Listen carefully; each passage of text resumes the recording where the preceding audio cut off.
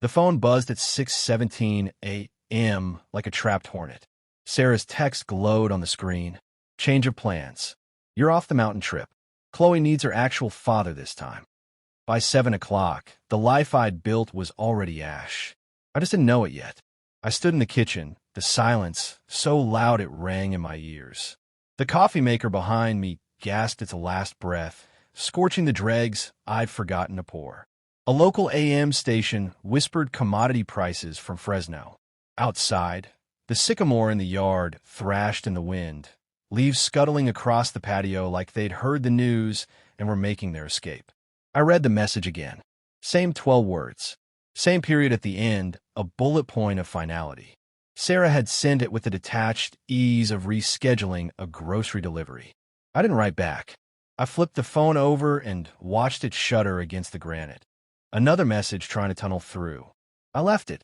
I took my seat at the head of the table, the one that faced the big window overlooking the garden. Sarah used to call it my command post. The coffee went cold in the cup. 12 years ago, I'd moved into this house on Sycamore Lane with a futon, a set of wrenches, and a heart full of deliberate promises. Chloe was 10 then, all knobby knees and nervous smiles behind silver braces. Her biological dad, Leo Vance, was a ghost who preferred postcards to presents. It's just us, Sarah told me that first night. Our beers slick with condensation on the porch railing. We're a unit now. She said unit a lot. When I covered Chloe's orthodontist bills, she'd squeeze my hand. Your success is ours. When I drained my rainy day fund for her beater Toyota so she could commute to community college, Sarah kissed my temple. This is what a father does. When I booked the Sierra Nevada cabin getaway, the anniversary trip she'd circled in brochures for months, she beamed. We've earned this. But the text didn't say we. It said actual father. The phone vibrated again, skittering. I got up, dumped the cold coffee down the sink. The mug hit the porcelain with a sharp crack of protest. The voicemail notification was waiting. Sarah's voice, tight and brisk. David, don't overreact. Chloe asked for this. It's not personal. Call me when you're thinking clearly. Thinking clearly. I leaned against the counter, eyes shut.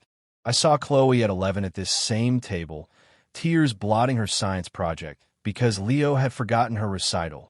Again, I remembered pulling up the chair beside her, not my usual seat, and saying, "All right, partner, let's fix this rocket together."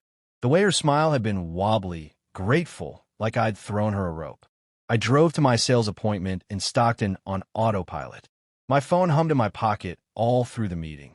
On the way back, I pulled into a truck stop and sat with the engine running, listening to it ring into a void that felt heavier than any silence.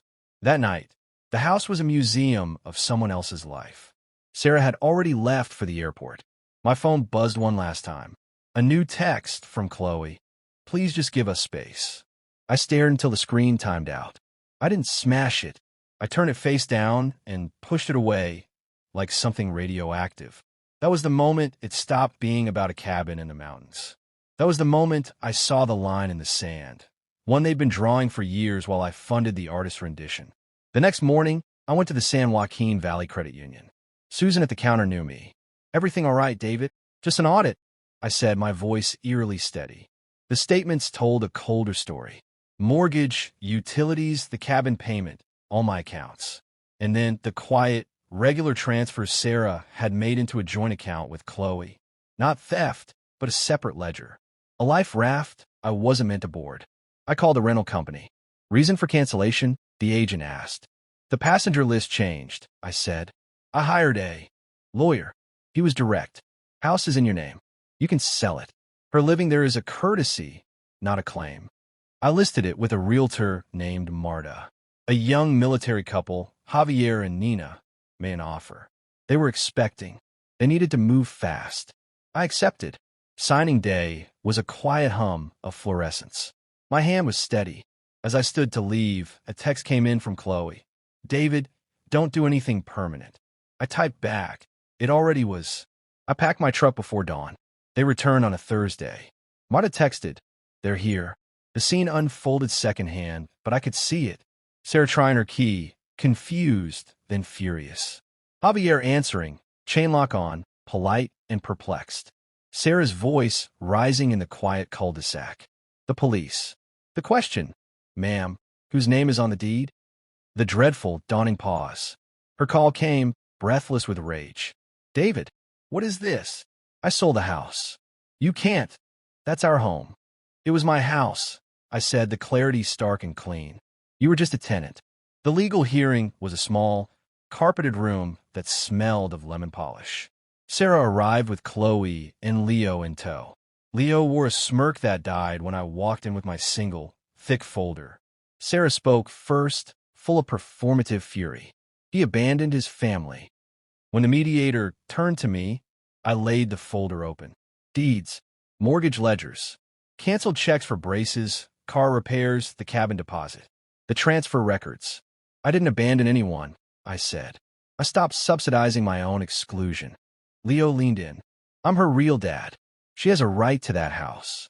I looked directly at him. Do you mean like she had a right to consistent child support? I've got those receipts too. I tapped the folder. The gaps you left. I filled them. Chloe's head jerked up. Her eyes, wide and wet, met mine. It wasn't gratitude. It was the horrifying first glimpse of a full ledger. The mediator reviewed the papers. The sale was legal. The title was clear. There's no case here. Outside on the sun-baked steps, Chloe approached me. Leo and Sarah were already at their car, arguing. I didn't know about all of it, she whispered. I know, I said, but you chose not to look. I drove west toward the coast, the folder on the passenger seat now just empty weight. The mountains they'd wanted were behind me. The sea ahead was a wide, gray unknown, and for the first time in 12 years, the air I breathed felt entirely, unforgivably, my own. They'd gone to the mountains to find a family. I'd finally come down for mine.